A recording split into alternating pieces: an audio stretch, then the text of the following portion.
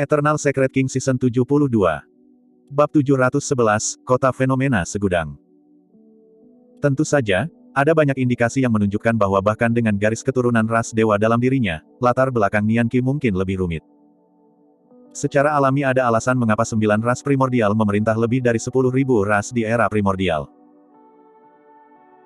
Jika bukan karena Battle Royale di era primordial yang mengurangi 10.000 ras dan menyebabkan kerusakan besar pada kekuatan 9 ras primordial, manusia tidak akan bisa menggulingkan aturan 9 ras primordial bahkan jika mereka memiliki kekuatan yang sangat besar. Keberuntungan dan banyak kaisar. Naga leluhur yang muncul lebih dari 10.000 tahun yang lalu memiliki kekuatan yang menakutkan. 2 sekte super dan sebuah kekaisaran dihancurkan karena itu. Setelah Perang Kuno, 9 ras jatuh dan manusia menguasai daratan Tianhuang. Meski begitu, ada 9 alasan terlarang bagi para pembudidaya di daratan Tianhuang. 9 tempat terlarang adalah tempat di mana 9 ras primordial tinggal. Makhluk hidup manapun selain dari 9 ras primordial akan dibunuh tanpa ampun jika mereka memasuki tempat terlarang. Sebelumnya, istana Lord of Blood Crow Palace tiba di lembah tulang naga dan membuat kaget naga surgawi. Alasan mengapa penguasa istana menjelaskan dengan tergesa-gesa bahwa dia adalah salah satu dari 9 ras adalah agar dia bisa menyelamatkan dirinya sendiri. Sayangnya, naga surgawi dapat mengetahui dengan satu pandangan bahwa garis keturunan penguasa istana tidak murni dan hampir membunuhnya di tempat. Setelah beberapa saat, Little Fatty dan yang lainnya menyapu medan perang dan menuai hadiah mereka. "Bos, kemana kita harus pergi selanjutnya?" "Aku akan pergi bersamamu," kata Little Fatty. Suzimo menjawab dalam-dalam, "Kita akan mencari tempat untuk beristirahat hari ini. Besok, kita akan menuju kota Myriad Phenomenon." Petik 2. Baik. Semua orang mengangguk. Jika mereka ingin mencari ras dewa tanpa tujuan di medan perang kuno, itu sama saja dengan mencari pin di tumpukan jerami, itu tidak realistis. Pasti ada alasan mengapa ras dewa muncul di medan perang kuno. Mereka hanya menemukan Nian Qi secara tidak sengaja. Tempat di mana ras dewa memiliki kemungkinan tertinggi untuk muncul berada di pusat medan perang kuno, Myriad Phenomenon City. Myriad Phenomenon City sudah ada sejak lama dan sudah ada sejak zaman kuno. Peri Linglong menamai kota kuno itu dan kota itu mewakili fenomena yang tak ada habisnya. Dia berharap manusia dapat menciptakan fenomena inti emas tanpa batas di masa depan. Saat ini, bahkan jika tidak ada 10.000, ada beberapa ribu fenomena inti emas yang berbeda. Namun, tidak banyak yang bisa menduduki peringkat teratas dari peringkat fenomena. Kebanyakan dari mereka adalah yang sudah dikenal yang diturunkan dari zaman kuno. Hari ini, sekelompok pembudidaya aneh yang lelah bepergian tiba di luar kota Myriad Phenomenon. Tepatnya, hanya ada 3 pembudidaya dalam kelompok. 5 pembudidaya lainnya mengeluarkan ki iblis samar dan menunjukkan tanda-tanda yang jelas sebagai binatang iblis. Meskipun binatang iblis dapat mengambil bentuk manusia setelah membuat inti dan bahkan berbicara dalam bahasa manusia, mereka tidak dapat menghapus akar binatang iblis mereka sepenuhnya. Setelah menciptakan roh esensi, binatang iblis dapat beresonansi dengan alam semesta dan menyerap esensi matahari dan bulan, memungkinkan mereka untuk mengambil bentuk manusia sepenuhnya sambil menyembunyikan aura mereka sehingga mereka dapat bersembunyi di antara manusia. Binatang iblis itu sulit dideteksi dan itulah alasan mengapa mereka disebut iblis-iblis. Di antara 5 binatang iblis, 3 di antaranya tampak mengancam dan memiliki tubuh kekar yang dipenuhi bulu panjang. Tatapan mereka ganas dan mereka memancarkan ki iblis yang kaya. 2 lainnya adalah perempuan. Salah satunya tinggi dengan kaki panjang dan ramping yang terlihat sangat fleksibel. Yang lainnya berada di puncaknya dan memiliki penampilan yang tak tertandingi. Dia mengenakan jubah merah menyala yang berani dan nyaris menutupi tubuhnya. Setiap kedipan matanya yang besar dan berair sepertinya bisa mencuri jiwa seseorang. Saat kelompok mereka berjalan, wanita muda di masa jayanya menarik setengah dari perhatian semua orang sendirian. Alasan mengapa kelompok mereka digambarkan aneh bukanlah karena 5 iblis atau wanita muda dengan penampilan menawan sendirian. Di medan perang kuno, banyak murid atau paragon kuat dari sekte berbeda memiliki tunggangan atau makhluk roh mereka sendiri, itu adalah bagian dari kekuatan tempur mereka. Sebelumnya, bahkan ada pembudidaya yang mengendarai 7 Wim ke kota Myriad Phenomenon dan memancarkan aura yang luar biasa, 5 binatang iblis tidak seberapa dibandingkan dengan itu. Wims adalah binatang buas berdarah murni dan terlihat jauh lebih kuat dari 5 binatang iblis. Bahkan ada seorang pembudidaya wanita dengan keanggunan yang tak tertandingi yang menunggangi burung salju dan turun ke kota Myriad Phenomenon. Ada kereta roh yang terbang di udara juga di mana pria bisa terlihat samar-samar terbaring di pangkuan wanita cantik sambil menikmati anggur dan bersenang-senang. Kereta roh diikuti oleh banyak wanita cantik dan kelopak bunga bertebaran kemana-mana, mereka lewat dengan aroma aromatik yang membuat iri orang lain. Dalam hal kemegahan, kelompok orang ini bukanlah apa-apa. Namun, hal yang benar-benar aneh tentang kelompok mereka adalah sikap antara ketiga pembudidaya dan 5 iblis. Mereka semua berbincang bahagia dan bukannya budak, mereka tampak seperti teman baik. Akhirnya, seseorang berseru dengan lembut dan menilai seorang kultivator berjubah hijau di antara mereka sebelum bergumam dengan ekspresi bingung, mungkinkah dia? Su Zimo dan yang lainnya akhirnya tiba di sini setelah perjalanan yang sulit. Myriad Phenomenon City seperti binatang raksasa kuno yang duduk di sini tanpa bergerak, mengeluarkan aura kuno saat menyaksikan sejarah berlalu. Di bawah Myriad Phenomenon City, semua orang mengangkat kepala. Ubin di tembok kota berwarna hitam kehijauan dengan bekas pedang tajam, seolah-olah sedang bercerita. Seberapa tinggi? Little Fox berseru. Kelompok mereka mirip dengan semut yang tidak penting di bawah tembok kota kuno. Kota kuno ini sungguh megah. King tidak bisa menahan diri untuk tidak berseru juga. Roh harimau itu mengalihkan matanya dan menatap pintu masuk Myriad Phenomenon City, mencibir bibirnya. Sayang sekali tidak ada gerbang ke kota kuno ini. Pertahanannya terlalu lemah. Jika penyerbuan binatang datang, kota akan disusupi seketika. Petik 2. Kamu salah. Petik 2. Su Zimo tersenyum dan menggelengkan kepalanya. Tidak perlu gerbang kota di Myriad Phenomenon City. Mengingat lingkungan berbahaya dari medan perang kuno, satu-satunya kota kuno yang tidak membutuhkan gerbang kota adalah Myriad Phenomenon City. Roh harimau membeku sejenak dalam kebingungan. Su Zimo menunjuk ke bawah kakinya dan berkata perlahan, para pembudidaya alam inti emas yang paling menonjol di daratan Tianhuang semuanya berkumpul di sini, di kota ini. Dari ratusan ribu pembudidaya yang memasuki medan perang kuno, setidaknya 100.000 dari mereka akan berhasil mencapai kota Myriad Phenomenon. Dengan sosok itu, tidak ada binatang iblis, penyerbuan binatang atau makhluk hidup manapun yang berani menyerang kota Myriad Phenomenon. Itu sama saja dengan memiliki keinginan mati. Petik 2. King menendang roh harimau dan menggoda, "Hei, pergi dan picu penyerbuan binatang buas. Saya akan melihat bagaimana Anda mengalahkan Myriad Phenomenon City." Petik 2. Roh harimau itu terbatuk 2 kali dengan cepat dengan ekspresi canggung. Tiba-tiba, suara terdengar di atas tembok kota yang menyebabkan keributan. Su Zimo. Dia adalah Su Zimo. Petik 2. Hah? Apa yang sedang Anda bicarakan? Monster yang menjelma yang memperoleh warisan dari Istana Kaisar Manusia, memiliki fenomena ganda, menghancurkan kota kuno Istana Kaca dan mengalahkan Su Cheng. Petik 2. Aku tidak salah, itu dia. Ini benar-benar terlihat seperti dia. Jubah hijau dan ditemani oleh murid-murid warisan dari Sekte Makam dan Sekte Boneka. Petik 2. Pasti akan ada pertunjukan yang bagus untuk ditonton. Saya mendengar bahwa ada banyak orang di kota yang ingin membunuhnya. Petik 2. Hehe, mereka seharusnya mengamati hartanya, kan? Di atas tembok kota, di kedua sisi jalan setapak dan di dalam gedung, pandangan yang tak terhitung jumlahnya melihat ke bawah. Beberapa dari mereka kagum, beberapa iri, beberapa bermusuhan. Tapi lebih dari itu, kebanyakan mereka sombong. Bab 712, Spirit Beast Spar.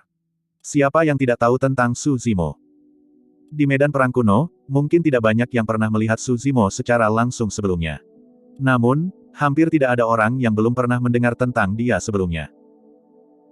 Saat ini, Su Zimo sudah menjadi sosok menakutkan yang tidak berani didekati oleh siapapun dan dia adalah yang kedua setelah Di Yin. Saat dia menginjakkan kaki ke kota Myriad Phenomenon, keributan terjadi. Su Zimo tenang dan acuh tak acuh meskipun banyak tatapan.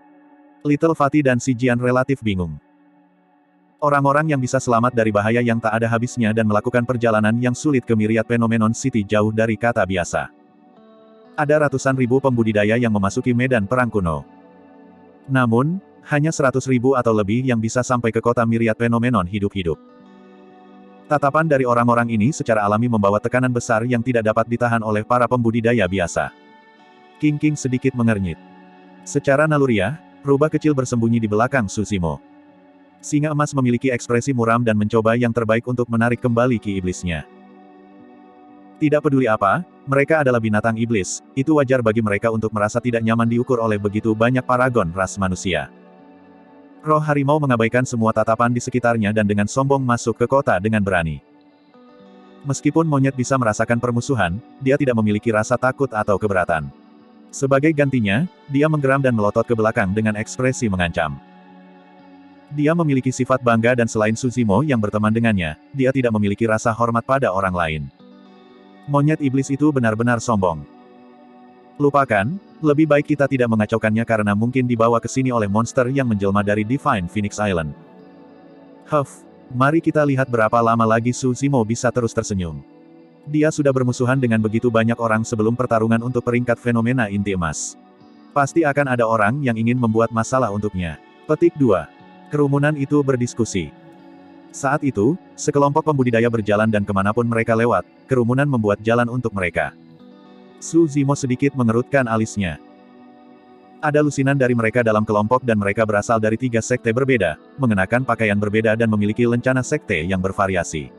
Di antara mereka, bahkan ada pembudidaya yang diubah dari makhluk roh. Suzimo telah melihat salah satu lencana sekte mereka di Sucheng sebelumnya. Istana Guntur Zephyr. Ada banyak pembudidaya Zephyr Thunder Palace yang meninggal di luar Astral Dragon Sputum Lair dan Sucheng melarikan diri dengan luka parah setelah nyaris mati. Kedatangan kelompok ini jelas bermusuhan. 2 kelompok pembudidaya lainnya berasal dari Sekte Cakrawala Ungu dan Kuil Angin Jernih. Ada 3 sekte super berkumpul. Fufu, apa yang kubilang? Pohon yang tinggi mudah tumbang oleh angin kencang. Suzimo pasti akan mati setelah menyinggung begitu banyak faksi. Petik 2. Saya tidak berpikir banyak yang akan terjadi karena pembunuhan dilarang di dalam kota. Para pembudidaya itu tidak mungkin memulai pertarungan di jalanan. Petik 2. Tunggu dan lihat, Banyak pembudidaya sedang menunggu untuk menonton tontonan. Suzimo berhenti di jalurnya dan menyempitkan pandangannya saat dia melihat lusinan orang yang mendekat. Fufu. Inti emas yang memimpin kuil angin jernih tertawa dengan lembut sebelum dia tiba saat dia menangkupkan tinjunya dan mengangkat suaranya.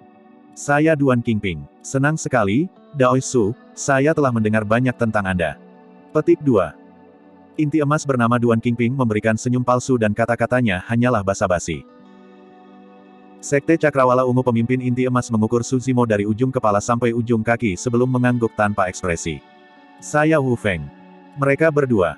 Semuanya pasti memanas. Baik Duan Qingping dan Wu Feng adalah murid teratas dari 2 sekte super. Petik 2. Para pembudidaya Istana Guntur Zephyr memiliki tatapan dingin yang dipenuhi dengan niat membunuh. Suzimo bahkan tidak repot-repot memasang wajah kesopanan terhadap kelompok mereka dan tetap diam dengan tatapan sedingin es sejak awal. Monyet dan yang lainnya melotot berlawanan dengan permusuhan ekstrim. Fufu.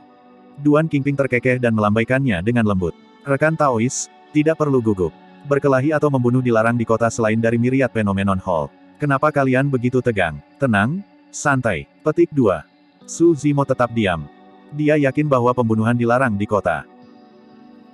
Lagi pula, jika tidak ada aturan seperti itu, semua paragon yang berkumpul di Myriad Phenomenon City mungkin akan memperebutkan perselisihan apapun karena sifat mereka yang angkuh dan sombong. Pada saat itu, kebanyakan orang akan mati dan akan ada sungai darah sebelum pertarungan untuk peringkat fenomena inti emas. Meski begitu, Duan Qingping dan yang lainnya pasti punya motif untuk datang ke sini.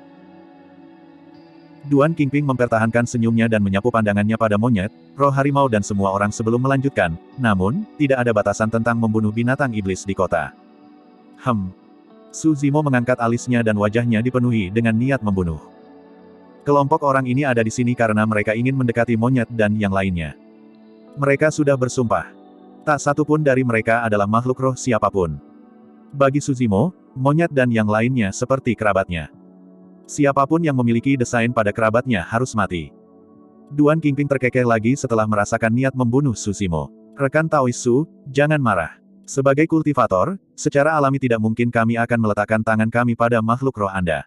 Namun, dia mengubah topik pembicaraan. Ini merepotkan bagi kita untuk bertarung kalau tidak kita merusak hubungan kita, tapi kita bisa membiarkan binatang iblis kita berdebat satu sama lain. Bagaimana tentang itu? Dengan itu, Duan Qingping sedikit miring dan seorang pria jangkung keluar dari belakangnya. Pria itu memancarkan ki iblis yang kaya dan memiliki tatapan yang buas. Dia berotot dengan tubuh bagian atas telanjang yang dilapisi dengan otot seperti baja, dia terlihat sangat menakutkan.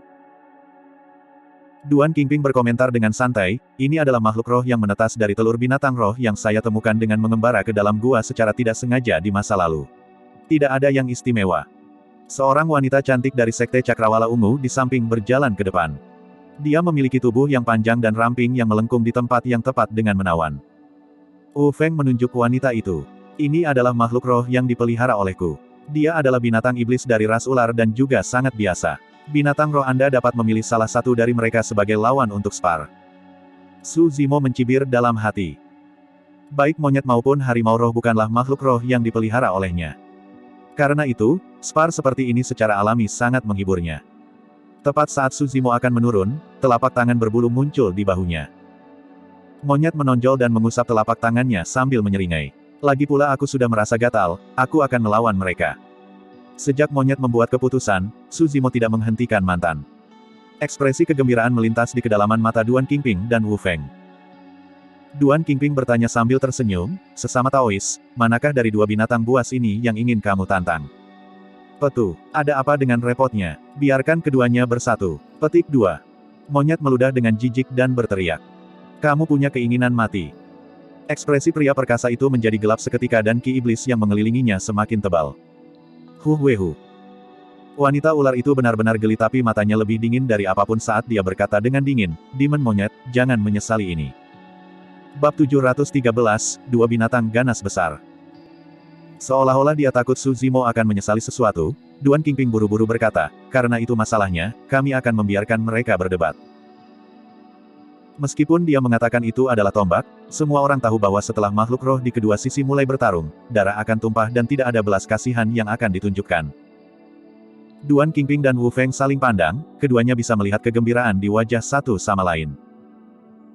Sebelumnya, mereka sengaja berpura-pura menjadi lemah dengan mengklaim bahwa makhluk roh mereka biasa, untuk berpikir bahwa Su Zimo akan dibodohi dengan mudah. Duan Qingping mencibir secara internal, meskipun monster yang berinkarnasi ini memiliki reputasi yang cukup baik, dia mungkin tidak seberapa. Bahkan kera roh yang dibesarkan olehnya begitu bersemangat seperti orang tolol. Petik 2. Duan Qingping dan Wu Feng memiliki ekspresi santai, yakin akan kemenangan mereka. Di sisi lain, Su Zimo memiliki ekspresi tenang dan tatapannya sedalam lautan, tidak ada yang bisa membaca pikirannya. Little Fatty dan Si Jian memiliki ekspresi aneh di wajah mereka. Keduanya pernah menyaksikan kekuatan monyet secara pribadi sebelumnya. Meskipun monyet iblis itu tampak seperti garis keturunannya biasa, itu pasti tidak kalah dengan binatang buas dalam kekuatan tempur. Singa emas memiliki ekspresi beku saat dia mencoba yang terbaik untuk terlihat khawatir. King dan Little Fox mencoba yang terbaik untuk menyembunyikan rasa geli mereka. Roh harimau menyeringai jahat, terlihat sebagai pria perkasa dan wanita ular seolah-olah dia sedang melihat dua mayat. Mereka memiliki pemahaman yang lebih baik tentang monyet. Jika kekuatan misterius dalam garis keturunan monyet dipaksa keluar dan itu memasuki keadaan mengamuk, bencana pasti akan terungkap. Pada saat itu, monyet tidak akan bisa mengenali dan akan menyerang siapapun meskipun itu adalah Su Zimo. Tak lama kemudian, sebuah ruang terbuka di jalan yang panjang. Jumlah pembudidaya yang berkumpul meningkat dan kerumunan terbentuk. Monyet telah memasuki medan perang dan memutar lehernya untuk meregang. Pria perkasa dan wanita ular membentuk segitiga di hadapannya. Dengan ekspresi mengejek, pria perkasa itu berkata perlahan, Demon monyet, belum terlambat bagimu untuk menyesal sekarang. Penyesalan. Monyet memutar matanya dan berlari ke arah pria perkasa itu dengan langkah besar sambil mengutuk, menyesal ibumu. Ledakan. Dia menjaga dadanya dengan tangan kirinya dan tangan kanannya mengembang saat dia melayangkan pukulan dengan itu. Ukuran tinjunya tumbuh dan menyerupai segel hitam kehijauan raksasa yang turun dari langit. Kekuatan yang luar biasa menyebabkan udara meledak dengan ledakan. Segel tinju keras sanguin. Itu adalah langkah membunuh dari mistik klasik dari 12 Raja Iblis dari Great Wilderness. Selain Su Zimo, hanya monyet yang tahu itu. Pria perkasa itu akan membantah ketika dia menelan kata-katanya karena takut terhadap kekuatan masuk yang menakutkan. Bahkan, ada bau darah di sekitar segel raksasa itu. Set. Menyadari betapa kuatnya serangan ini, pria perkasa itu tersentak dan ekspresinya berubah. Meretih. Tendon dan tulang di tubuh pria perkasa itu berdering pada saat yang sama dan ki darahnya melonjak, dia kembali ke bentuk aslinya tanpa ragu-ragu setelah serangan monyet. Meskipun iblis dapat mengambil bentuk manusia setelah membentuk inti, kekuatan tempur penuh mereka hanya bisa dilepaskan dalam bentuk aslinya. Binatang iblis raksasa muncul di mana dia berada. Itu menyerupai harimau dan sepasang sayap muncul di punggungnya dengan sapuan. Ia memiliki gigi dan taring yang tajam karena ia memelototi dengan keganasan yang sangat kuat. Itu adalah Qiyongqi. Qiyongqi adalah salah satu dari 4 binatang buas kuno yang besar. Hampir tidak mungkin untuk menangkap satu hidup-hidup dan menjinakkannya setelah itu. Duan Qingping sungguh beruntung. Petik 2. Setiap teladan yang bisa menjadi murid top dari Sekte Super pasti akan memiliki peluang dan pertemuannya sendiri. Duan Qingping benar-benar berencana untuk menyembunyikan identitas makhluk rohnya. Sepertinya monyet iblis itu dikutuk. Di sisi lain, wanita ular itu sepertinya telah merasakan tekanan yang sangat besar dan kembali ke bentuk aslinya juga. Seekor ular raksasa melingkar dari tanah dan panjangnya 1000 kaki. Sisik di tubuhnya sebesar wajah seseorang. Kepalanya hampir bisa mencapai langit saat menjentikkan lidah bercabang sambil menatap monyet dengan dingin. Ekor ularnya yang raksasa bergoyang dengan bau yang memuakkan. Ekornya penuh dengan racun. Para pembudidaya di sekitarnya menahan napas dengan tergesa-gesa. Semua orang bahkan lebih terkejut ketika mereka berbalik untuk melihat ke atas. Ekor ular itu bercabang dua seperti kait yang berkilauan dengan dingin seolah bisa menembus apapun di dunia. Astaga, ini ular kail. Satu lagi binatang buas berdarah murni. Duan Qingping dan Wu Feng sudah siap. Binatang iblis Suzimo pasti akan mati. Petik 2. Bahkan di medan perang kuno, binatang buas berdarah murni jarang terlihat. Bahkan jika mereka terlihat, hampir tidak mungkin untuk menangkap mereka hidup-hidup dan memaksa mereka bersumpah darah. Tapi sekarang, seekor monyet biasa sedang bertarung melawan dua binatang buas berdarah murni, bukankah monyet itu akan dibelah hidup-hidup? Bang! Monyet telah tiba di depan Qiyongqi dan segel raksasa itu turun dengan ganas. Qiyongqi mengangkat lengannya untuk bertahan dan ki darahnya melonjak dengan deras saat gema kekalahan yang tumpul bergema. Ada jeda sesaat. Saat berikutnya, kerumunan menjadi gempar. Tepat di depan tatapan yang tak terhitung jumlahnya, tubuh besar Qiyongqi dikirim terbang dan jatuh ke tanah, berguling di jalan panjang untuk waktu yang lama sebelum berhenti. Itu dihempaskan oleh binatang iblis yang tampaknya biasa. Seberapa kuat kekuatan ledakan itu? Apa latar belakang monyet iblis itu sehingga dia bisa mengirim Qiyongqi, salah satu dari 4 binatang buas kuno yang besar, terbang? Set, set, set. Petik 2. Hembusan angin jahat menyambutnya. Ekor ular raksasa menyapu seperti pilar yang menusuk surgawi. Ia memiliki kekuatan yang menakutkan saat pasir dan kerikil terbang bahkan sebelum ia tiba. Monyet tidak bergerak sama sekali dan menyalurkan ki darahnya. Mengulurkan tangan, dia membuka telapak tangannya dan meraih ekor ular yang masuk secara langsung. Bang! Lempengan batu di bawah kaki monyet itu meledak seketika. Namun, monyet tidak bergerak sama sekali melawan serangan kekuatan penuh dari Huxnake.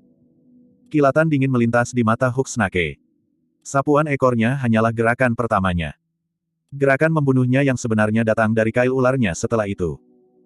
Alasan mengapa mereka disebut ular pengait adalah karena alat mereka yang paling menakutkan adalah kait di ekor mereka. Sepasang kait itu sangat tajam dan ketika dikultivasikan sampai puncak, mereka bahkan bisa menembus senjata roh yang sempurna. Tak hanya itu, kail tersebut mengandung racun beracun. Sebagian besar makhluk hidup akan meledak menjadi nanah dalam 10 tarikan napas jika mereka terkena kaitnya. Ekor ular menyapu seperti pilar batu dan cambuk baja. Namun, setelah monyet mencengkeramnya dengan kedua tangan, ekor ular itu lemas. Seolah-olah dia memiliki nyawanya sendiri, dia bergerak dengan tidak biasa dan mendorong ke arah kaki monyet. Puff! Monyet tidak bisa mengelak tepat waktu dan 2 lubang berlumuran darah muncul di kakinya. Mendesis. Si ular kail tersenyum. Di matanya, monyet sudah menjadi manusia mati. Bahkan binatang buas berdarah murni hanya bisa bertahan sedikit lebih lama melawan penyebaran racun beracun tetapi mereka juga akan mati cepat atau lambat. Ekspresi monyet tidak berubah tetapi lututnya lemas dan dia hampir terjatuh. Namun, kilatan darah di matanya meningkat dan dia segera berdiri setelah tubuhnya mengembang saat dia meraung ke langit. Serangan itu benar-benar membuat monyet marah.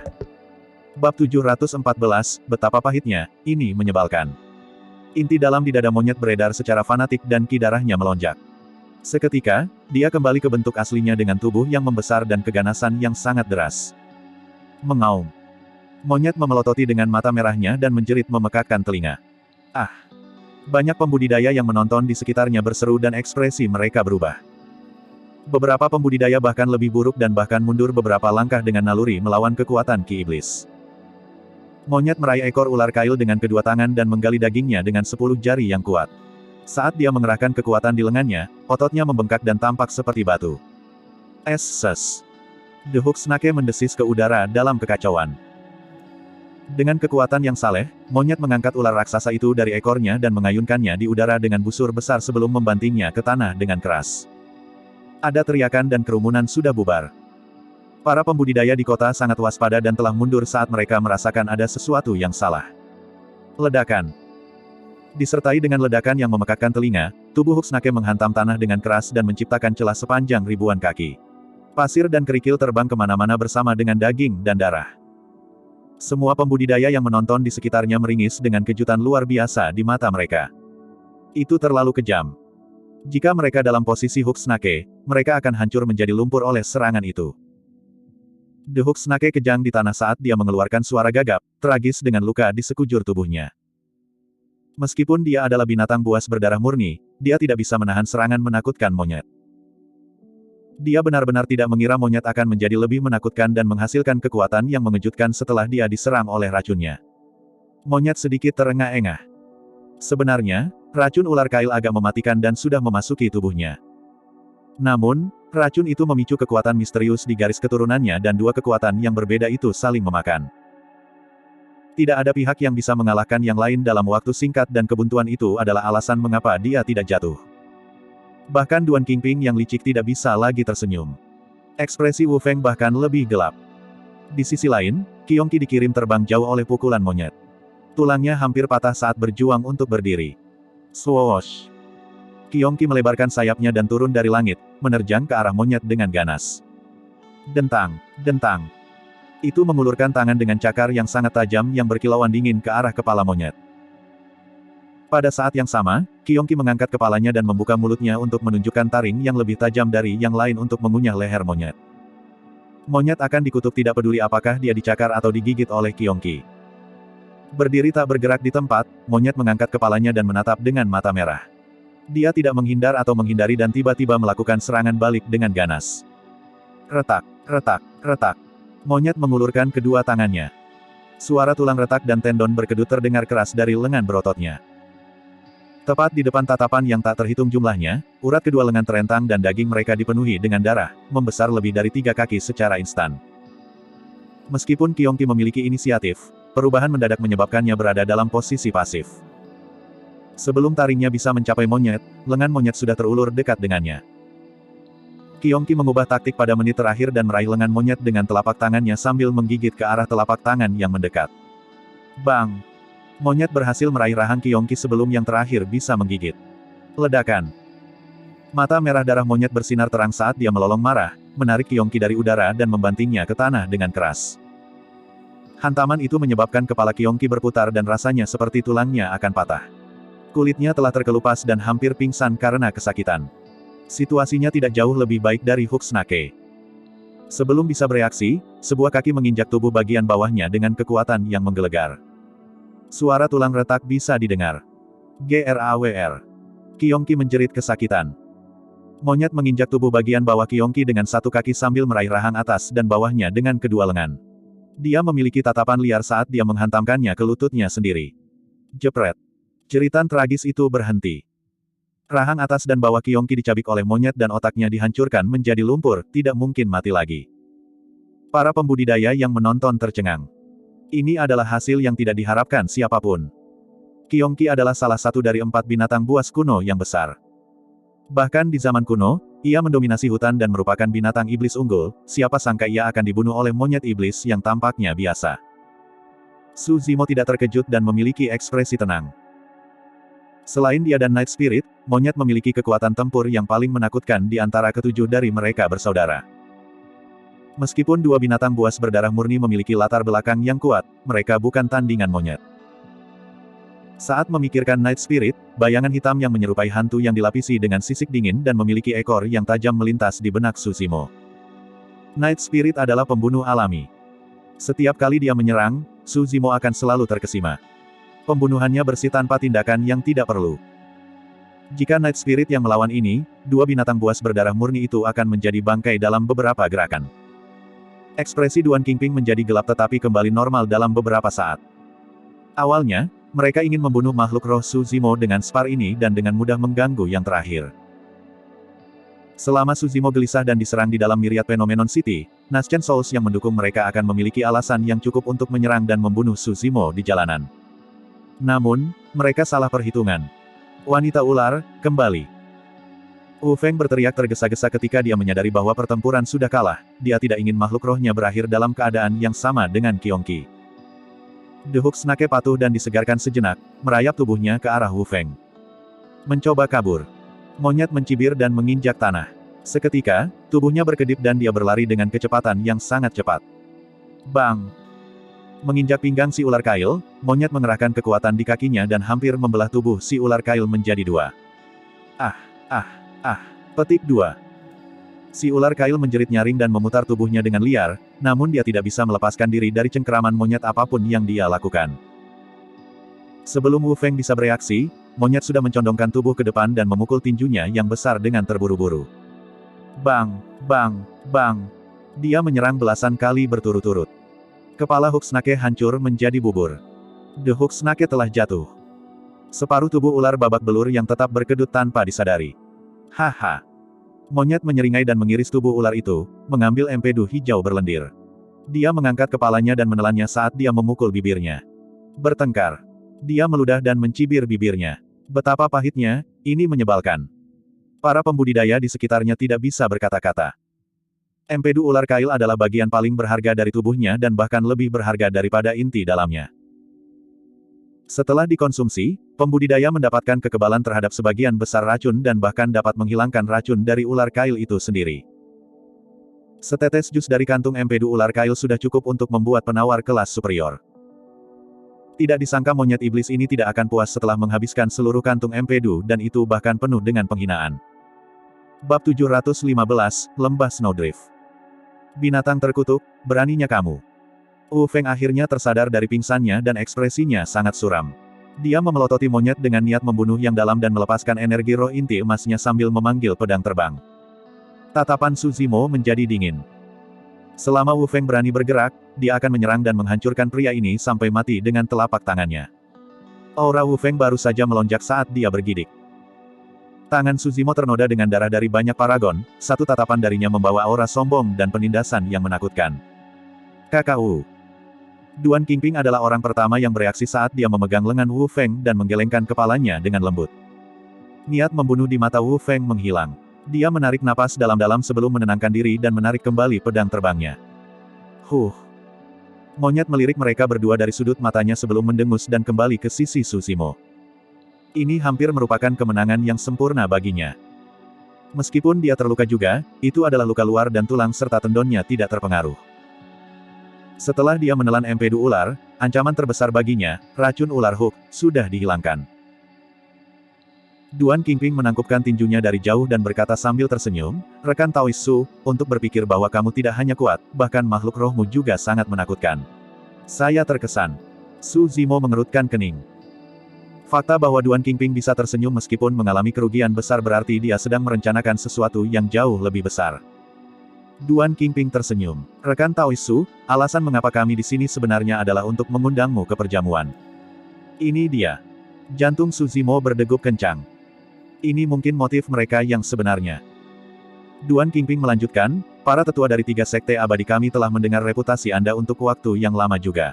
Mereka telah menyiapkan perjamuan khusus untuk Anda dan kami ingin mengundang Anda untuk berkumpul. Petik 2. Tak perlu dipikirkan lagi, ini pasti perjamuan Hongmen yang tidak bisa kembali. Su Cheng dari Istana Guntur Zephyr hampir dibunuh oleh Su Zimo. Purple Thunder manual juga ada di tangannya, bagaimana Zephyr Thunder Palace bisa begitu baik sehingga mengundangnya untuk jamuan makan. Pertempuran di bawah Istana Kaisar Manusia 20 tahun yang lalu mengejutkan dunia. Penerus dari Sekte Abadi, Buddha dan Iblis dibiarkan mati dan terluka. Penerus dari 2 Sekte Abadi utama, Sekte Cakrawala Ungu dan Kuil Angin Jernih, mati di tangan Su Zimo. Dengan kata lain, 3 sekte abadi utama sebelum mereka, Istana Guntur Zephyr, Sekte Cakrawala Ungu, dan Kuil Angin Jernih, semuanya memiliki dendam dengan Su Zimo dalam satu atau lain cara. Mudah baginya untuk menghadiri jamuan makan, tetapi kemungkinan besar dia tidak punya pilihan setelah hadir. Tentu saja, tidak mungkin Su Zimo tertipu oleh plot seperti itu. Dia mencibir secara internal dan akan menolak ketika Duan Qingping tiba-tiba tersenyum dan berkata perlahan, ini adalah niat baik para tetua dari 3 sekte abadi utama kita. Saya yakin Anda akan memberi mereka beberapa wajah, kan, Taois Su? Petik 2. Ekspresi Su Zimo sedikit berubah. Dia merasakan hawa dingin di punggungnya setelah Duan Qingping selesai berbicara dan dia khawatir secara internal saat niat membunuh yang dingin melanda dirinya. Setidaknya 3 niat membunuh tertuju padanya saat itu juga. Su Zimo akhirnya mengerti arti di balik undangan tersebut. Tidak ada keraguan bahwa itu adalah pesta Hongmen. Namun, undangan itu datang dari Nas Chen Soul Perfected Lord dari 3 sekte besar abadi. Jika dia langsung menolak, itu akan setara dengan tidak menghormati 3 jiwa yang baru lahir. The Nas Chen Souls dari 3 sekte abadi utama akan memiliki alasan untuk menyerangnya. Duel pribadi dilarang di Myriad Phenomenon City. Namun, pembatasan itu tidak berarti banyak bagi jiwa yang baru lahir, mereka bisa bergerak selama mereka punya alasan untuk membenarkannya.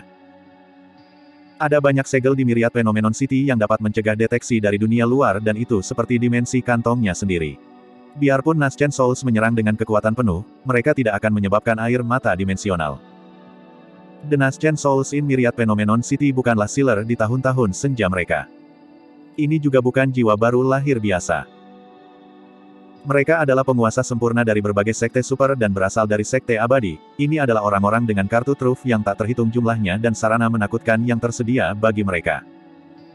Secara alami, pada akhirnya, itu karena Su Zimo tidak memiliki dukungan kuat atau dukungan Nas Chen Souls. Dia tetap diam ketika pikirannya melonjak dengan cepat, mempertimbangkan pro dan kontra dari pilihannya. Pada saat itu, satu pernyataan salah darinya dapat menyebabkan serangan dari Nas Chen Souls. Sungguh skema yang biadab, mereka sama sekali tidak meninggalkan Su Zimo. Itu benar, dia akan hancur apakah dia menerima atau menolak undangan tersebut. Kerumunan telah terdiam juga dan hanya beberapa pembudidaya yang tersisa berbisik. Apakah kamu hadir atau tidak, cepat dan balas. Wu Feng berteriak tidak sabar. Niat membunuhnya telah mencapai puncaknya setelah kematian ular Hook yang telah ia pelihara selama bertahun-tahun. Duan Qingping juga tersenyum dingin. Fellow Dao Su, bukankah kamu seseorang yang menentukan untuk membunuh? Mengapa Anda pergi begitu pengecut sehingga Anda bahkan tidak berani menerima undangan? Petik 2. Bukan karena dia tidak berani. Saat itu, suara seorang wanita terdengar dari luar kerumunan. Segera setelah itu, puluhan pembudidaya wanita melewati kerumunan dengan cepat dan suhu di jalan-jalan yang panjang turun. Para pembudidaya mengenakan jubah putih salju yang bersih dan masing-masing memiliki ciri yang luar biasa. Anggun dan anggun, satu-satunya hal adalah ekspresi mereka sedingin es. Penggarap lembah Snowdrift. Petik 2. Apa yang mereka lakukan di sini? Mungkinkah mereka ada di sini untuk membalas dendam pada Su Zimo juga? Banyak pembudidaya berdiskusi dengan lembut. Su Zimo menyapu pandangannya. Pemimpin kelompok pembudidaya wanita Snowdrift Valley tampak akrab. Menelusuri ingatannya, Su Zimo mengingat orang itu tak lama kemudian. Di bawah istana Kaisar Manusia, ada seorang kultivator dari lembah Snowdrift yang menyerangnya juga. Itu adalah pembudidaya wanita ini dan namanya sepertinya Ling Han. Duan Qingping sedikit mengernyit dan menangkupkan tinjunya sebelum bertanya dengan suara terangkat, apa maksudmu dengan itu, rekan Taois Ling Han? Ling Han berjalan lebih dekat dengan kelompok pembudidaya sebelum mengangguk ke Su Zimo. Dia kemudian menoleh ke Duan Qingping dan Wu Feng dan menjawab dengan acuh tak acuh, ini bukan karena rekan Taois Su tidak berani menerima undanganmu, itu karena dia telah menerima undangan dari lembah Snowdrift ke perjamuan sebelumnya. Kalian terlambat. Petik 2. Ekspresi terkejut melintas di mata Su Zimo. Dia belum pernah melihat pembudidaya lembah Snowdrift setelah memasuki medan perang kuno, apalagi setuju untuk menghadiri perjamuan mereka. Namun, Su Zimo tidak mengeksposnya dan hanya berdiri diam di samping saat dia melihat. Dia memiliki perasaan yang samar-samar bahwa lembah Snowdrift bukan di sini untuk balas dendam, tapi untuk menyelamatkannya. Duan Qingping mengerutkan kening. Ling Han, apa artinya ini? The Nas Chen Souls dari 3 sekte abadi utama kita telah mengundangnya secara pribadi, apa urusanmu di sini? Petik 2. Ling Han mencibir dingin, ada aturan untuk sesuatu. Jadi bagaimana jika kalian berasal dari sekte abadi? Lembah Snowdrift adalah bagian dari sekte abadi juga. Lebih jauh, ini adalah keinginan tetua kami, Lord Luo Sue yang sempurna. Petik 2. Ada perubahan yang jelas dalam ekspresi Duan Qingping dan Wu Feng saat penyebutan Lord Luo Sue yang disempurnakan, sedikit kehati-hatian dan ketakutan dapat dilihat dari kedalaman mata mereka. Pada saat yang sama, Su Zimo samar-samar bisa merasakan dengan persepsi rohnya bahwa aura lain telah muncul di ruang hampa. Itu sangat mengerikan dan melindungi kelompok Su Zimo, menghadapi 3 aura pembunuh lainnya dalam pertarungan. Aura, ini adalah kesadaran roh yang hanya dimiliki oleh jiwa yang baru lahir. Tiga aura sebelumnya seharusnya berasal dari jiwa baru lahir dari Istana Guntur Zephyr, Sekte Cakrawala Ungu, dan Kuil Angin Jernih. Aura yang datang kemudian berasal dari Lord Luo Xue yang sempurna. Bab 716, Tuan Luo Xue yang sempurna. Situasi menjadi tegang sesaat dengan masuknya lembah Snowdrift. Duan Qingping dan yang lainnya tidak berani bertingkah sembarangan setelah Ling Han menyebut nama Lord Luo Xue yang sempurna. Lord Luo Xue yang sempurna adalah kultivator teratas dari jiwa baru lahir dengan kekuatan yang menakutkan. Faktanya, dia memiliki kesempatan untuk menjadi murid tituler generasi ini di lembah Snowdrift. Bahkan jiwa yang baru lahir yang mendukung Duan Qingping dan yang lainnya berhati-hati dalam berurusan dengan Lord Luo Xue yang sempurna. 4 aura menakutkan terlibat dalam kebuntuan di udara untuk waktu yang lama sebelum menghilang secara bertahap. Setelah itu, ekspresi Duan Qingping dan yang lainnya berubah, seolah-olah mereka telah mendapatkan instruksi. Wu Feng marah saat dia mencengkeram tinjunya dan memelototi Su Zimo dan monyet sebelum menggertak. Setelah hening beberapa saat, Duan Qingping berkata dengan kepalan tangan, karena itu masalahnya, kami tidak akan memaksakannya. Namun, saya harus mengingatkan Anda, rekan Taoist Su, ada banyak orang yang memendam niat terhadap Anda di Myriad Phenomenon City. Anda harus berhati-hati. Meskipun Duan Qingping tidak menunjuk siapapun, dia jelas mengacu pada lembah Snowdrift. Duan Qingping, apa maksudmu? Ling Han berteriak dengan tatapan dingin, jika ada yang ada di pikiranmu, katakan. Jangan bertele-tele. Petik 2. Saya tidak menyebutkan siapa orang-orang itu. Mengapa Anda mulai marah, rekan Taoist Ling Han? Petik 2. Duan Qingping terkekeh pelan dan berbalik untuk pergi bersama semua orang dari Clearwind Temple tanpa berkata apa-apa lagi. Para pembudidaya Istana Guntur Zephyr dan Sekte Cakrawala Ungu segera menyusul. Ling Han menoleh ke Su Zimo dan bertanya dengan lembut dengan tatapan ingin tahu, rekan Taoist Su, ikuti aku. Baik. Kali ini, Su Zimo mengangguk tanpa ragu-ragu. Dia secara alami dapat mengatakan bahwa Duan Qingping mencoba menabur perselisihan di antara mereka. Pada saat yang sama, dia tidak memiliki perseteruan yang mendalam dengan lembah Snowdrift. Satu-satunya hal yang mengejutkan adalah bahwa Ling Han dilukai oleh Su Zimo di bawah Istana Kaisar Manusia 20 tahun yang lalu. Kerumunan yang menyaksikan bubar saat kelompok Su Zimo pergi. Namun, semua orang mengerti bahwa pasti tidak akan ada kedamaian di kota Myriad Phenomenon mulai hari ini. Seluruh perjalanan hening. Di bawah kepemimpinan Ling Han, kelompok Su Zimo tiba di kediaman lembah Snowdrift tidak lama kemudian. Area yang ditempati oleh kediaman itu sangat besar dan lapangan bersalju dengan suhu beku dapat terlihat segera setelah melewati gerbang. Ada kepingan salju kristal yang jatuh dari langit. Di bawah kaki mereka ada salju putih yang berderak di setiap langkah yang mereka ambil. Kelompok mereka melintasi salju dan tiba di sebuah istana raksasa di kedalaman tak lama kemudian. Sebelum Ling Han bisa melaporkan kedatangan mereka, sebuah suara dingin terdengar dari dalam, "Ayo masuk." Su Zimo tidak ragu-ragu dan masuk bersama monyet dan yang lainnya, melihat ke arah seorang wanita yang tidak jauh darinya. Dia terlihat sangat muda dan memiliki rambut hitam seperti tinta. Jubahnya menyerupai salju, kulitnya halus dan tulang serta ototnya tampak dingin, dia seperti peri dari istana bulan tanpa kehangatan sama sekali. Cantiknya. Little Fox tidak bisa membantu tetapi berkomentar dengan lembut. Jika tidak ada yang salah, ini pasti Lord Luo Xue dari lembah Snowdrift yang sempurna. Mata wanita berjubah putih itu bersinar terang dan menatap Su Zimo tanpa berkedip. Untuk beberapa alasan yang tidak diketahui, Little Fatty, Si Jian dan yang lainnya merasakan kegugupan yang tidak enak dipandang seperti itu. Monyet mengangkat kepalanya dan berusaha sekuat tenaga untuk tidak menatap mata wanita berjubah putih itu. Bahkan bagi harimau roh yang biasanya lumpuh saat melihat keindahan, dia menundukkan kepalanya saat itu tanpa pikiran keji, menyerupai biksu tua yang tenang. King, Little Fox, dan yang lainnya juga mengalihkan pandangan mereka secara naluriah. Su Zimo adalah satu-satunya yang menatap wanita berjubah putih itu dengan tenang dengan ekspresi tenang.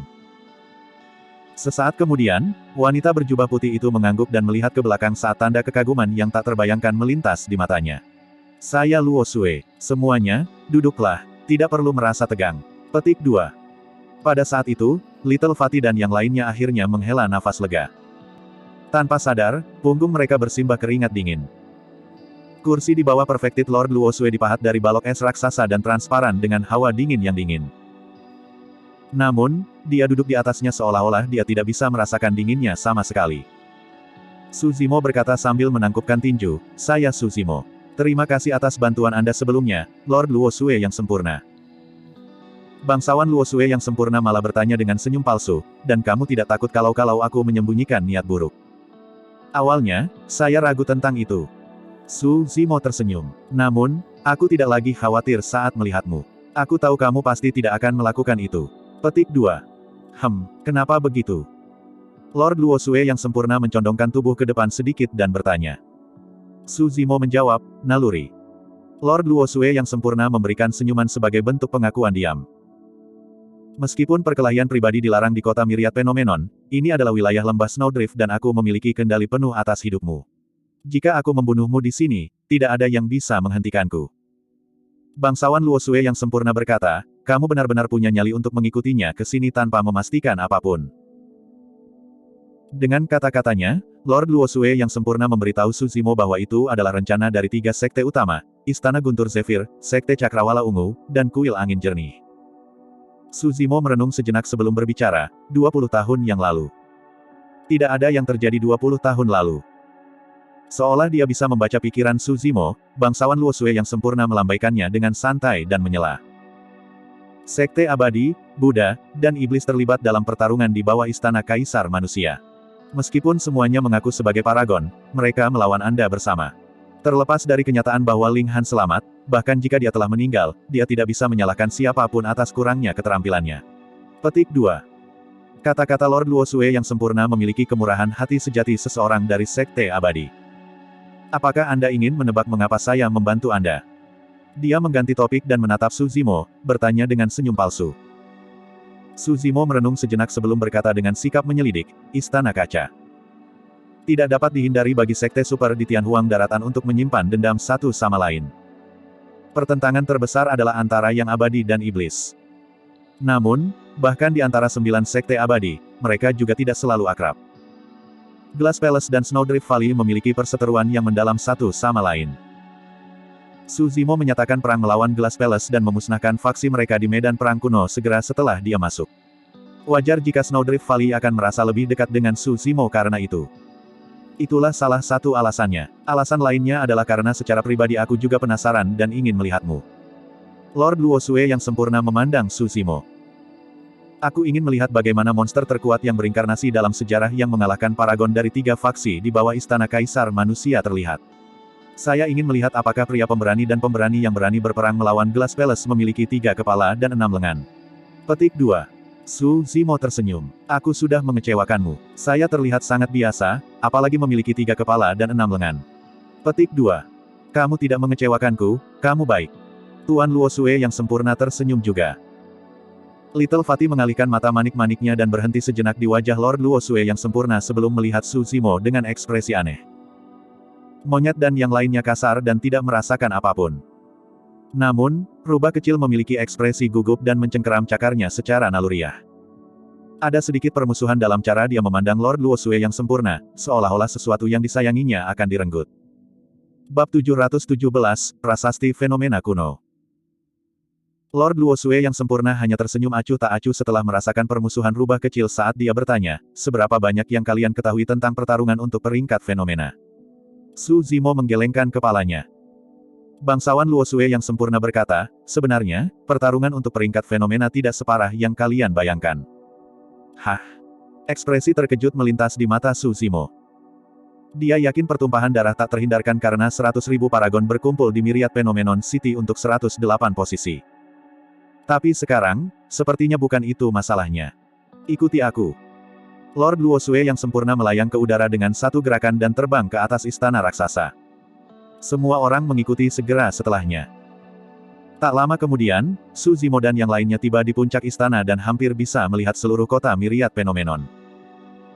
Pandangan sekilas mengungkapkan bahwa ada sekitar 30 bangunan lain setinggi ini yang tersebar di berbagai bagian kota kuno. Visi Su Zimo sangat kuat. Dia samar-samar bisa mengatakan bahwa hampir semua bangunan tinggi adalah benteng untuk berbagai sekte super.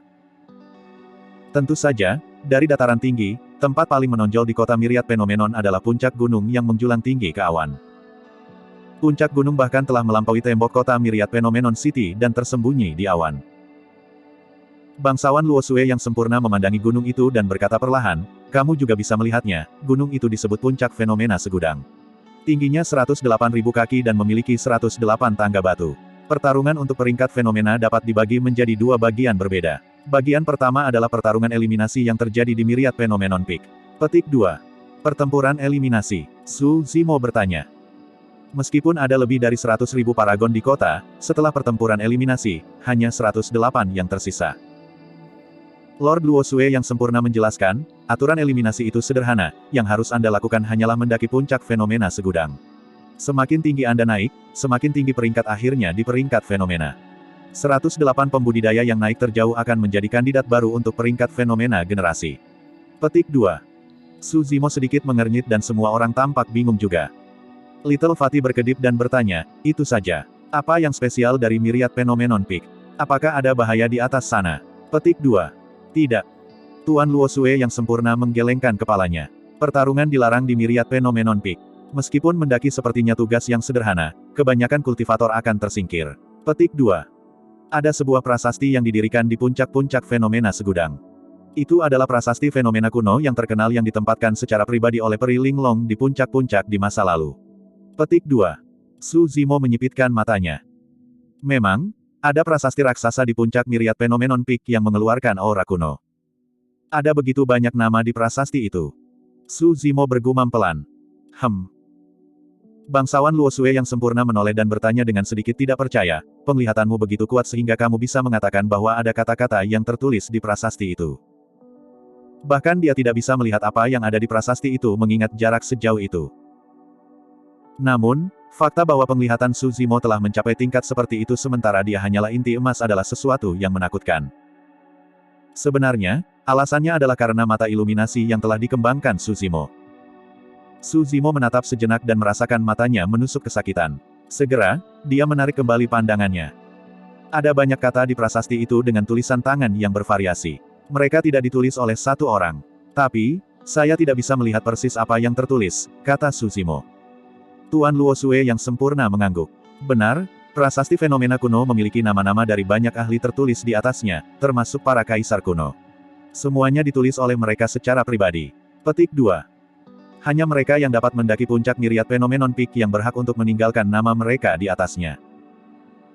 Prasasti fenomena kuno berisi kekuatan fenomena inti emas dari banyak paragon dan monster yang menjelma sepanjang sejarah. Kekuatannya menyelimuti seluruh tempat. Siapapun yang ingin mendaki gunung harus menahan tekanan. Petik 2. Pada saat itu, Su Zimo menjadi tercerahkan. Prasasti fenomena kuno berada di puncak gunung dan semakin dekat, semakin besar tekanan yang akan mereka alami. Mereka tidak hanya mendaki Myriad Phenomenon Peak. Sebaliknya, mereka menaiki jalan yang telah dilalui beberapa kaisar kuno di masa lalu. Secara alami, yang lebih dekat ke puncak gunung adalah bukti kekuatan fenomena inti emas mereka. Jika mereka bisa mencapai puncak, itu akan menyiratkan bahwa mereka sebanding dengan ahli kuno di masa lalu di alam inti emas. Lord Luo Sue yang sempurna berkata, ada total 108 tangga batu di Myriad Phenomenon Peak dan jarak antara setiap langkah lebih dari 1000 kaki. Semakin dekat ke atas, semakin besar tekanannya. Pada akhirnya, hampir tidak mungkin untuk melewati anak tangga batu pertama. Petik 2. Tatapan Su Zimo bergeser. Dia melihat bahwa banyak pembudidaya berkumpul di bawah puncak fenomena segudang. Selama periode waktu ini, sudah ada banyak pembudidaya yang mencoba mendaki puncak fenomena segudang. Beberapa dari mereka dikirim terbang begitu mereka menginjakkan kaki di tangga batu pertama. Beberapa pembudidaya mempertahankan fenomena inti emas mereka tetapi hanya mampu berjuang sebentar di langkah batu pertama sebelum mereka dikirim terbang dan jatuh tidak jauh. Dalam waktu 15 menit, ada lusinan pembudidaya yang mencoba mendaki gunung, tetapi tidak ada satu orang pun yang dapat naik ke pijakan batu kedua. Itu sangat sulit. Little Fatty diam-diam bingung. Bangsawan Luo Sue yang sempurna berkata, nama-nama pada prasasti fenomena kuno telah meningkat sejak zaman kuno. Ini juga berarti bahwa tekanan yang harus ditanggung oleh generasi selanjutnya bahkan lebih besar. Petik 2. Sudah sekitar 1000 tahun tidak ada yang bisa meninggalkan nama mereka di prasasti fenomena. Peringkat fenomena inti emas dirilis setiap 100 tahun sekali. 1000 tahun berarti bahwa tidak ada yang bisa naik ke puncak dan meninggalkan nama mereka untuk 10 pertarungan peringkat fenomena inti emas. Sosok tak tertandingi yang menyerupai seorang kaisar yang memandang rendah seluruh dunia terlintas dalam pikiran Su Zimo dan dia tidak bisa menahan diri untuk tidak bertanya, Di Yin tidak berhasil mendaki puncak 100 tahun yang lalu juga. Diin mengembangkan fenomena inti emas, lautan kekacauan, yang ditinggalkan oleh Kaisar Manusia dan merupakan nomor satu dari peringkat fenomena sebelumnya. Puncak fenomena segudang tampak sedikit menakutkan jika bahkan orang seperti itu tidak dapat mencapai puncak. Tidak. Bangsawan Luosue yang sempurna menggelengkan kepalanya dengan lembut, meskipun Diin adalah puncak dari peringkat fenomena 100 tahun yang lalu, dia berhenti di tangga batu ke-99 dan tidak dapat maju lebih jauh. Diin masih terlalu muda 100 tahun yang lalu. Pada saat itu, Su Zimo samar-samar menyadari bahwa kembalinya Diin kemungkinan besar bukan hanya untuk posisi nomor satu dari peringkat fenomena atau penghargaan yang menyertainya. Itu untuk harga dirinya. Untuk membuktikan dirinya, dia harus berusaha mencapai puncak dan meninggalkan namanya di prasasti fenomena. Bangsawan Luosue yang sempurna meratap, peringkat fenomena diperbarui setiap 100 tahun sekali. Berapa banyak nama di atasnya yang akan diingat oleh masa. Namun, peringkat fenomena disimpan sepanjang sejarah dan diturunkan ke masa depan. Petik 2. Jantung Su Zimo berdegup kencang saat dia tiba-tiba bertanya, seolah dia teringat sesuatu, siapa orang terakhir yang meninggalkan namanya di prasasti fenomena. Tuan Luosue yang sempurna tiba-tiba terdiam. Lama kemudian, dia berkata perlahan, Asura saat ini, Yan Beichen. Bingo. Su Zimo mengangguk pada dirinya sendiri. Lord Luosue yang sempurna tampak waspada terhadap nama itu saat dia kembali ke topik peringkat fenomena. Pertempuran peringkat terjadi setelah pertarungan eliminasi. Setelah pertarungan eliminasi, peringkat 108 pembudidaya hanyalah penempatan awal. Jika dua atau lebih pembudidaya berada di tangga batu, akan ada pertempuran peringkat akhirnya. Petik 2. Su Zimo mengerti. Misalnya, jika dua pembudidaya tiba di pijakan batu ke-100, mereka harus terlibat dalam pertarungan nyata untuk menentukan pemenangnya.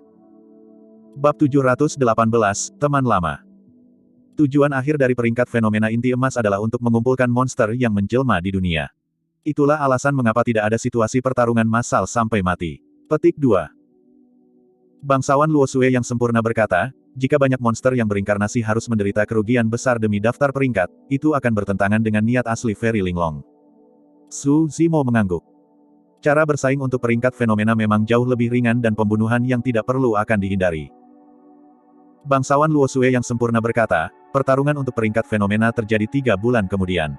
Pada saat itu, 100.000 inti emas akan dikumpulkan di dasar puncak fenomena segudang. Petik 2. Lord Yujun dari Enigma Palace yang sempurna akan muncul pada saat itu untuk menjadi tuan rumah dan selain saya, Naschen Souls dari berbagai sekte super juga akan menonton.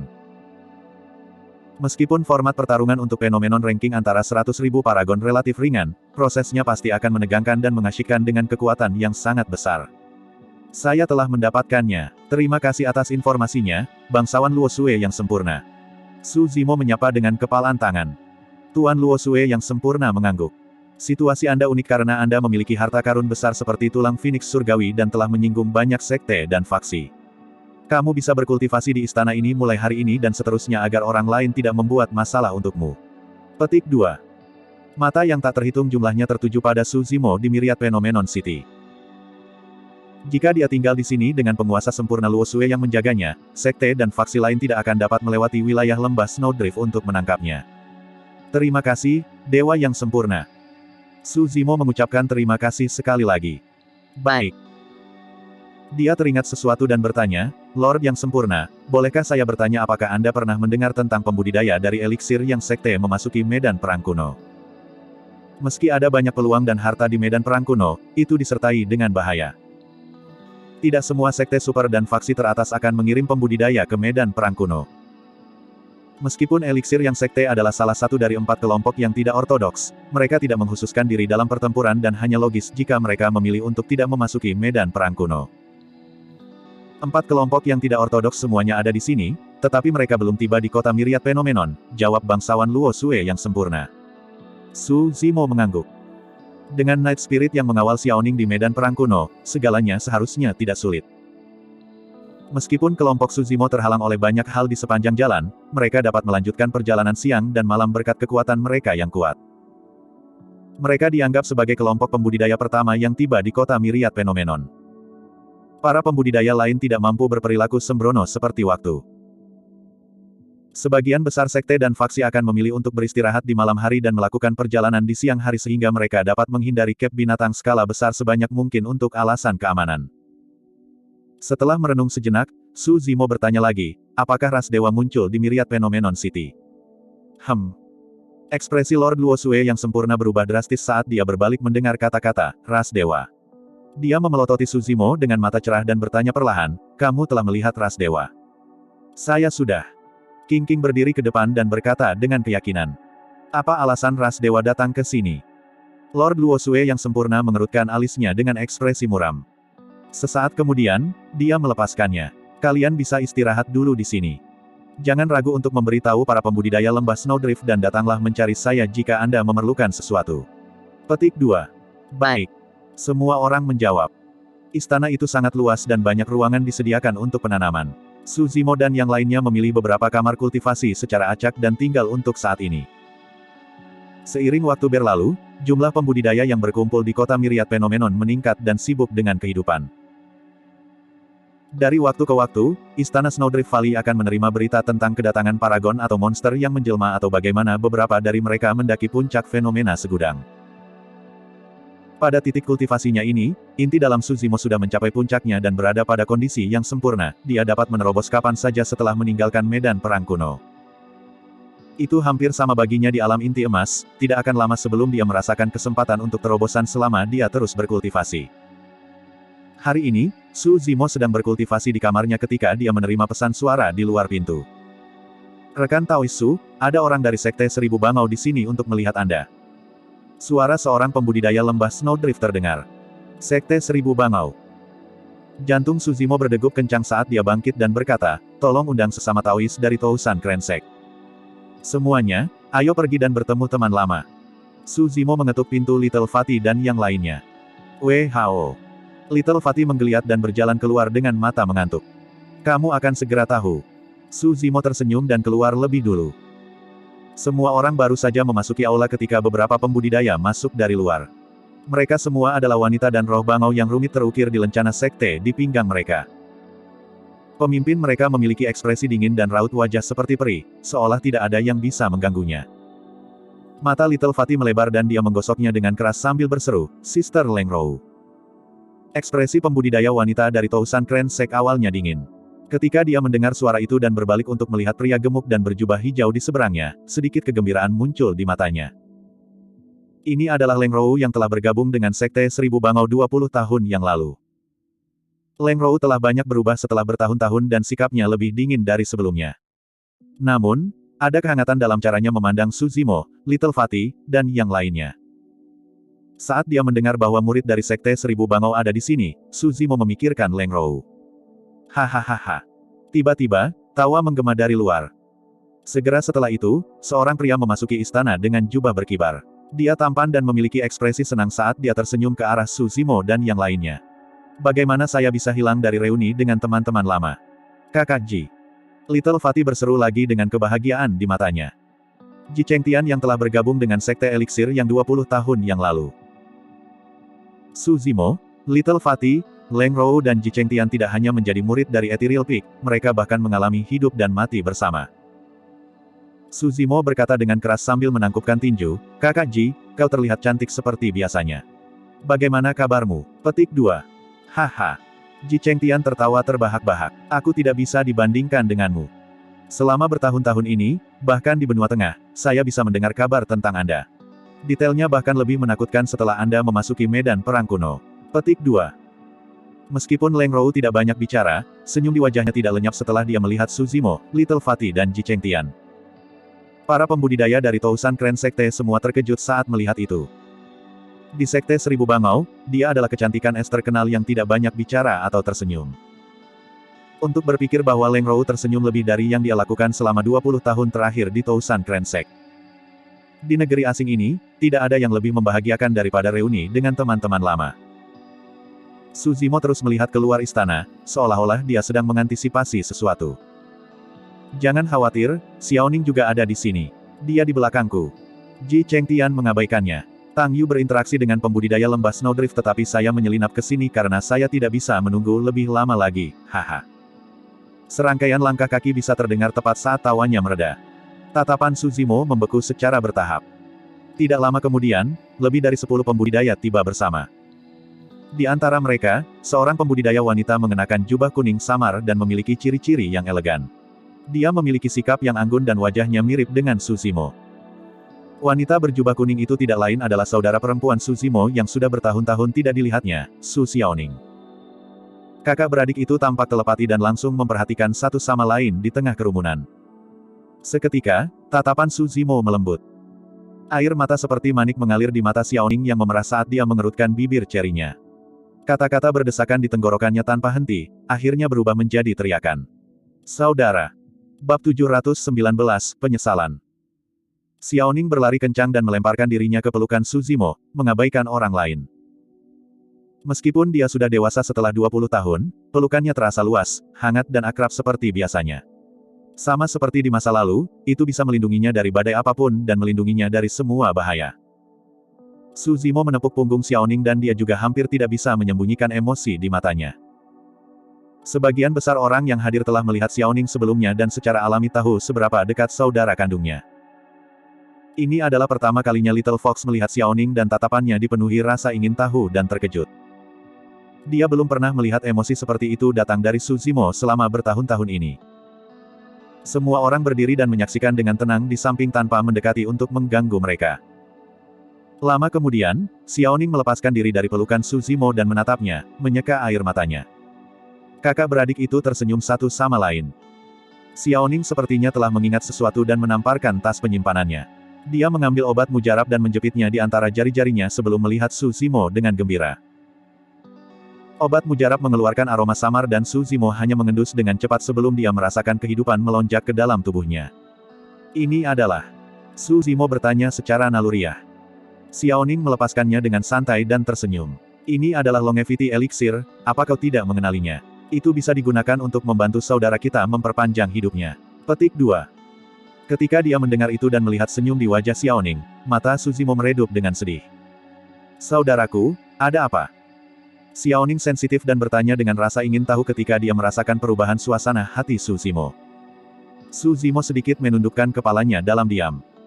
Untuk beberapa alasan, Xiaoning panik dan senyum di wajahnya menegang juga. Dia membuka mulutnya sedikit dan ingin berbicara, tetapi berhenti. Dia samar-samar bisa merasakan sesuatu tapi dia tidak berani bertanya. Beberapa waktu kemudian, dia memaksakan senyum dan melanjutkan, kekuatan obat dari Longevity Elixir yang normal terlalu kuat dan itu dimaksudkan untuk Golden Cores. Manusia biasa tidak akan mampu menahannya dan mereka akan meledak dan mati. Petik 2. Selama bertahun-tahun, saya telah meneliti tentang cara meringankan efek Longevity Elixir. Saya mencoba untuk mengganti dan menggabungkan dengan ramuan roh yang berbeda dan akhirnya saya berhasil tahun lalu. Petik 2. Saya jamin kakak pasti tidak akan terluka atau terkena efek samping apapun setelah mengkonsumsinya. Su Zimo tetap diam.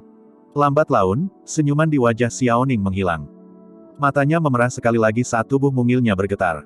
Dia terus mengoceh tanpa henti, seolah-olah itulah satu-satunya cara dia bisa menyembunyikan rasa takut dan paniknya. Selama kakak mengkonsumsi Longevity Elixir ini, dia akan dapat memperpanjang umurnya setidaknya 50 tahun dan kita dapat bersatu kembali sekali lagi. Aku akan memiliki lebih banyak waktu untuk meneliti ramuan lain yang dapat memperpanjang umurnya menggunakan 50 tahun itu. Saudaraku, jangan khawatir, aku sekarang adalah murid warisan dari Sekte Elixir Yang. Selama saya memiliki cukup waktu, saya pasti akan memiliki kemampuan untuk memperbaiki elixir yang lebih baik. Petik 2. Keheningan pun terjadi di istana. Suara bergetar Xiaoning adalah satu-satunya suara yang bergema. Kita bertiga bersaudara akan tinggal bersama selamanya tanpa dipisahkan, oke. Hati Xiaoning sakit dan dia tidak bisa melanjutkan. Akhirnya, Su Zimo mengangkat kepalanya dan menatap mata Xiaoning yang memerah, berkata perlahan dan lembut, kakak telah meninggal. Terjadi ledakan. Xiaoning merasa pikirannya kosong saat dia menggigil karena kesedihan dan hampir pingsan. Air mata mengalir dari matanya. Kenapa?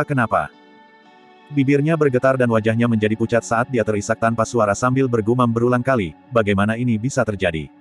Kenapa ini terjadi? Hai. Semua orang menghela nafas secara emosional saat melihat itu.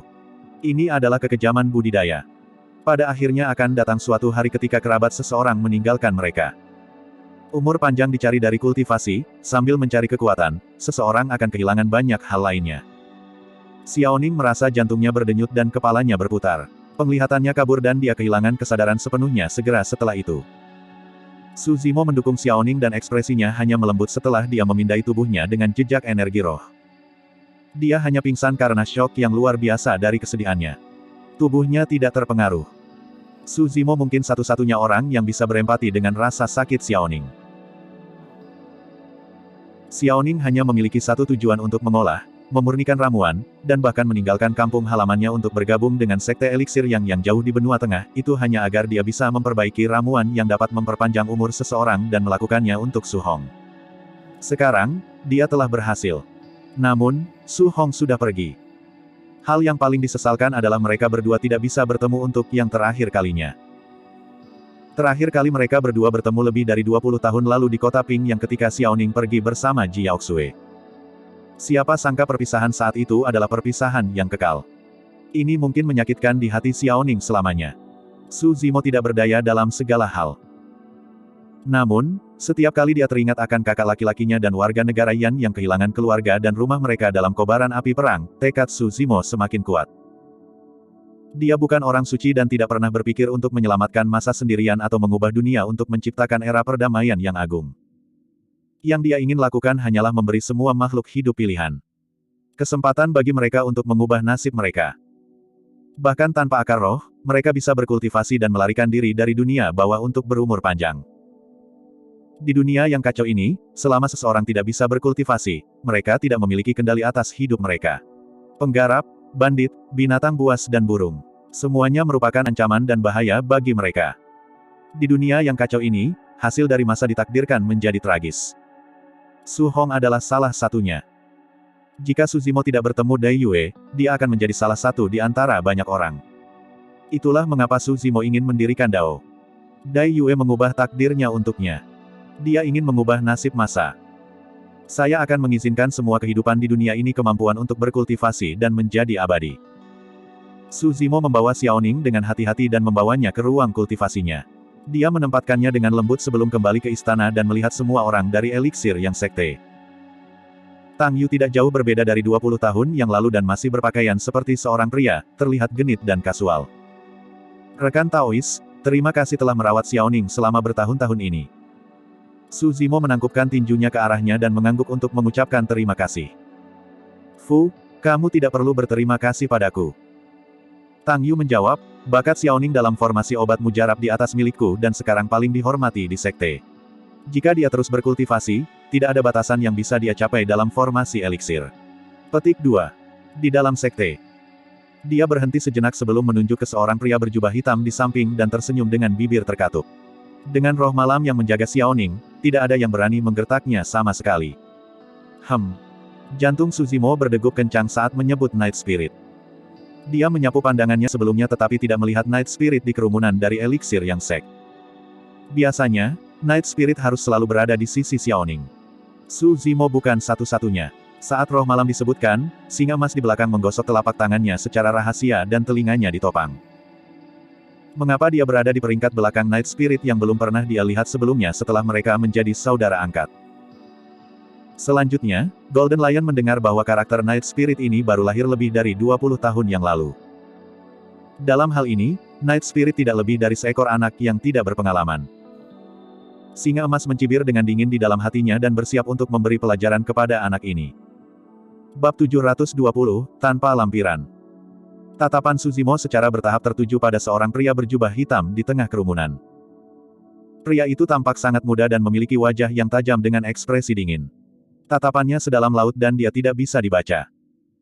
Meskipun pria berjubah hitam itu tidak tinggi, pendek atau berotot, tubuhnya memberikan perasaan gesit, dan kuat. Seolah-olah pria itu tidak memiliki satupun daging atau otot yang berlebihan. Pria itu berdiri di tempat tanpa bergerak dan tampak santai.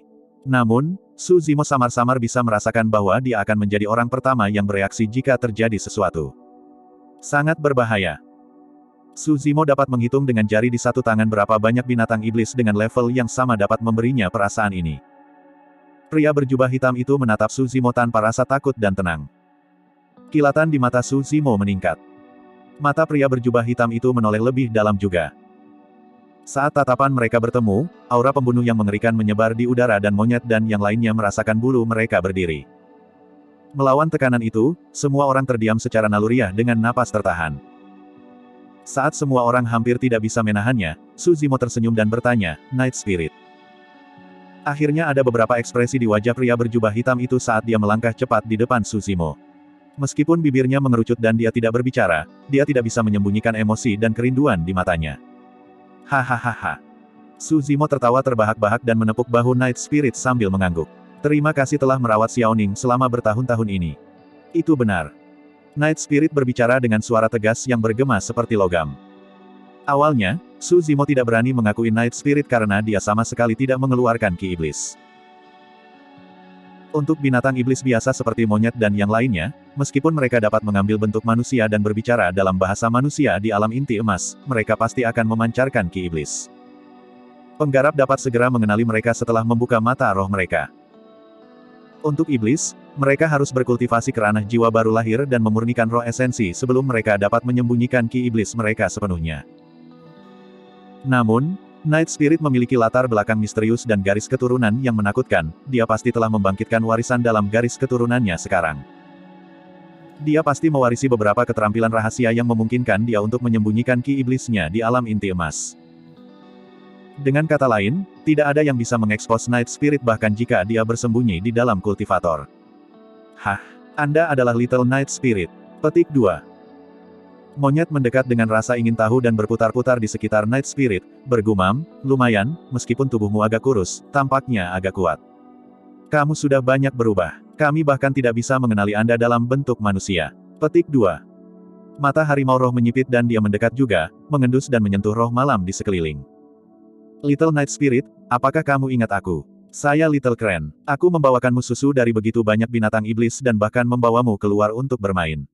Anda pasti pilih-pilih lagi dengan makanan Anda, lihat betapa kurusnya Anda. Petik 2. King King datang dan mengusap pipi Night Spirit dengan tangan rampingnya juga. Wajah dingin awalnya diperas menjadi bentuk aneh yang tampak lucu. Monyet tidak bisa membantu tetapi meraih juga sambil menyeringai. Ada banyak tangan yang berkeliaran di sekitar tubuh Night Spirit. Night Spirit hanya bisa memutar matanya dengan putus asa. Suzimo tidak bisa menyembunyikan senyumnya. Monyet, harimau roh dan bangau kecil pernah menyaksikan roh malam tumbuh dan pergi berburu makanan untuknya. Tidak ada satupun dari mereka yang mengeluh meskipun mereka terluka di sekujur tubuh. Jika itu orang lain, mereka akan diberikan mayat bahkan sebelum mereka mendekati Night Spirit, apalagi menyentuhnya di tubuh. Mereka berempat sangat senang setelah reuni yang telah lama ditunggu-tunggu dan bermain bersama tanpa mempedulikan apa yang dipikirkan orang lain. Tentu saja, Night Spirit suka diam dan pada dasarnya tidak bergerak. Sebagian besar waktu, itu adalah harimau roh dan King King yang tertawa-tawa dengan riang.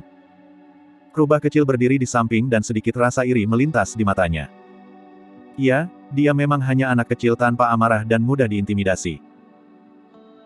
The Golden Lion mengukur Night Spirit dan berpikir dalam hati, aku akan membiarkan dia merasakan kekuatanku nanti sehingga dia akan tahu apa yang baik untuknya dan menjadi ketujuh dengan patuh. Dia merasa bahwa di antara ketujuh dari mereka bersaudara, dia memiliki garis keturunan yang mulia dan kekuatan tempur yang luar biasa. Namun, bagaimana dia bisa digolongkan sebagai saudara ketujuh di penghujung hari? Singa emas sangat marah. Baik. Roh harimau mengingat sesuatu dan menepuk bahu Night Spirit. Biar ku beritahu, kami telah menjadi saudara sumpah dan kami juga menyertakanmu. Ini yang pertama. Dia menunjuk Suzimo lalu ke monyet. Ini yang kedua. Saya, Hubatian, saya yang ketiga. King King adalah adik keempatmu dan kamu kelima. Petik 2. Iya. Night Spirit tampak acuh tak acuh tentang itu. Bahkan tanpa bersumpah untuk menjadi saudara angkat, dia memandang Suzimo dan yang lainnya sebagai saudara. Dia bahkan tidak terlalu peduli tentang peringkat. Kamu bukan yang termuda, kamu punya saudara perempuan dan laki-laki di bawahmu. King King mencibir. Ini Foxy, dia dari ras rubah dan dia yang keenam. Dia adalah adik perempuanmu jadi kamu harus menjaganya di masa depan. Petik 2.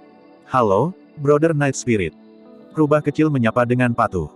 Night Spirit mengangguk. Dia pada dasarnya dingin dan tidak tahu apa-apa tentang rubah kecil.